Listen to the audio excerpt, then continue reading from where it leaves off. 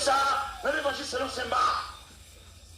Dans l'évangile selon Saint Marc, chapitre 4, verset 35 à 41, qui parlait de la tempête apaisée. Et à travers la Bible, nous avons deux images de tempête. Une tempête dans Marc 4 et une tempête dans Matthieu 14. La tempête dans Marc 4, c'est une tempête que Dieu a apaisée pour les enfants, les élèves qui sont dans la classe enfantine. Et pourquoi ça? Parce que quand on lit ce texte, on a pu remarquer que le Seigneur montait dans la barque, il dormait. Il dormait au fond de la barque.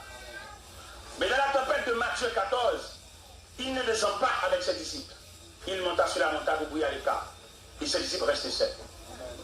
Ça veut dire que nous avons ce matin ces deux images de tempête.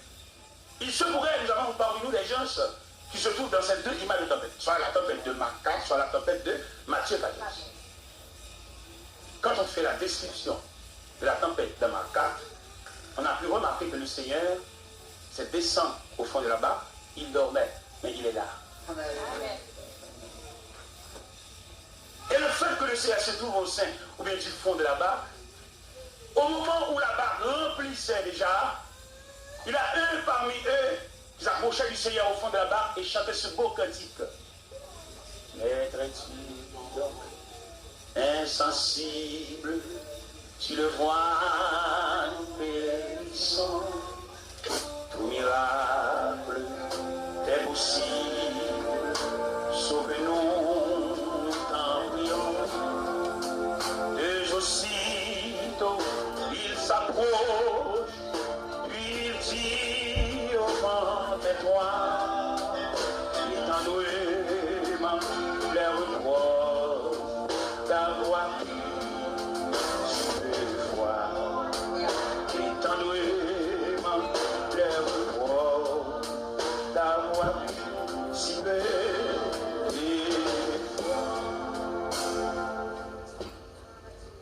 L'image de la tempête, l'évangile selon Saint Marc, chapitre 4, c'est l'image des élèves de la classe primaire ou des enfants ou de la classe enfantine. Parce qu'on a fait détail sur ce passage, on a pu remarquer que le Seigneur dormait au fond de la barque et la barque remplissait déjà. Et le Seigneur, en se réveillant, disant aux disciples, pourquoi avez-vous ainsi peur? Gens de peu de foi. Qui ça nous veut remarquer là, mes bien-aimés? Puis enseignement, mon Dieu, pas de peur là. Amen. Bon, l'évangile, au fin de joindre, demandez, est-ce qu'on va avoir une force pour résister devant nous ça? Est-ce qu'on va avoir une force pour résister devant menace ça? Est-ce qu'on va avoir une force pour résister devant le diagnostic que prononce ce médecin en disant ce mal est grave, ce mal est incurable? Et puis la provision que vous avez saisie dans la parole de Dieu, vous avez beaucoup de capacité pour résister devant cette déclaration. Parce que la déclaration finale se trouve entre la bouche de Dieu, mais non de l'homme. Amen. Le médecin peut dire tout ce qu'il veut parce qu'il est un scientifique. Amen. Mais nous savons que Jésus, l'homme sans égal, il est au-dessus de tout scientifique. Et je vous exhorte ce matin à prendre le courage. Amen. Ce que le médecin t'a dit, ce n'est pas Dieu qui l'a dit. Amen. Je veux lui dire ce matin de reprendre force. Amen. Il y a les derniers mots qui sortaient de la bouche de Dieu. Amen. Le médecin, selon la capacité médicale, il a le droit, il a étudié. C'est bien étudié, c'est un scientifique. Mais il n'est pas un homme mystérieux. N'oublie pas que Jésus est un homme mystérieux. Il fait ce qu'il veut. Amen. Il n'a pas de limite. Quand l'empereur Domitien a jeté Jean dans les îles de Patmos, mais Jésus physiquement n'a pas aucun moyen pour aller rencontrer Jean, mais puisqu'elle est Dieu. Il a fait son apparition à Jean. Mais quelle voix il a pris? Je ne sais pas. Mais je pourrais dire tout simplement, le verset précis, côté il dit, à la 4e veille de la nuit, Jésus descend de la montagne, marchant sur la mer, alla vers eux.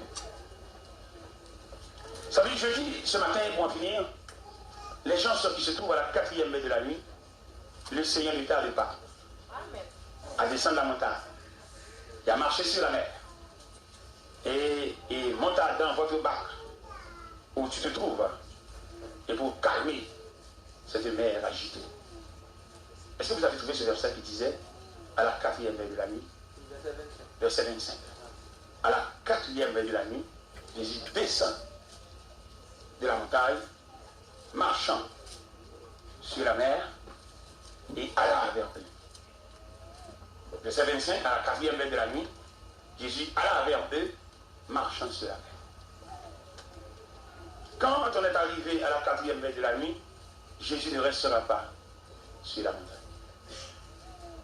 Je vous dis ce matin, quand vous êtes dans la première veille de la nuit, Jésus resta sur la montagne.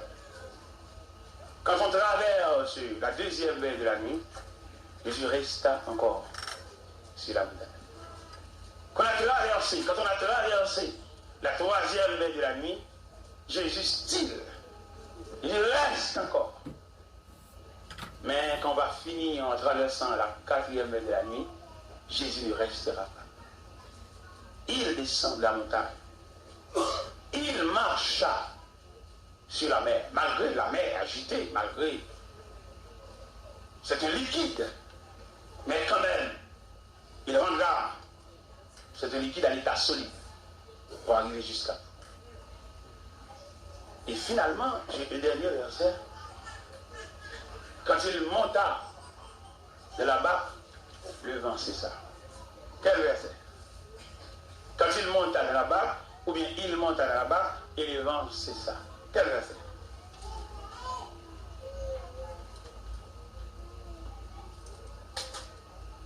Verset 32. Verset 32. Ils montèrent de la barque et le vent. Qu'est-ce qu'il nous voulait dire finalement? Nous voulait dire, toute aspiration, toute rêve, nous, c'est pour que Jésus monta dans la barque. Parce que quand il monta dans la barque, le vent cessa. Attends jusqu'à ce que le Seigneur monte dans la barque. Il va monter dans la barque, hein, pour arrêter la tempête, pour calmer la tempête, pour arrêter la vitesse ou bien le bouleversement de la mer. Attends, et je vous exhorte à patienter jusqu'à ce que le Seigneur monte dans la barque. Il y a 3 éléments qu'on doit souligner ce matin. Le premier élément, c'est que vous naviguez dans une mer agitée. Le deuxième élément, c'est que Jésus se tient à distance sur la montagne. Jésus se tient à distance sur la montagne en observant le rythme des 4 veilles de la nuit qui va être accéléré. 1, 2, 3, 4. C'est vrai, vous marchez dans la prière, vous marchez dans le sanctuaire de prière. Mais est-ce que vous prêtez attention à l'accélération des 4 veilles de la nuit? Vous priez, vous descendez de votre lit, vous se tenez par terre sur le sac et la cendre. Mais est-ce que vous prêtez attention à cette 4 veilles de la nuit? Je pense moi-même que les moments de prière, les prières accélérées, les prières de l'éveil de nuit ne peuvent pas accélérer les 4 veilles de la nuit. Ces 4 veilles de la nuit ont placé par Dieu. Et c'est Dieu qui compte les 4 veilles de la nuit. Et je veux dire, des prières répétées que vous allez faire, n'allez pas sensibiliser Dieu parce qu'il y a un programme. Je veux que l'Assemblée prête attention au programme de Dieu. Il y a un programme. Amen. D'abord, beaucoup de gens qui ont prié. Ils prient. Mais ils ne peuvent pas déranger le programme de Dieu. Dire à ton voisin, n'oublie pas que vous êtes dans le programme de Dieu. Dis à ton ami qui se trouve auprès de toi, n'oublie pas que vous êtes dans le programme de Dieu. Oui, vous êtes dans le programme de Dieu. Vous êtes dans le plan de Dieu. Vous êtes dans le programme de Dieu. Le programme placé, le programme classé par Dieu. Vous priez beaucoup, c'est vrai, hein? Mais n'empêche que vous êtes dans le programme de Dieu. Eh bien, à plus tard.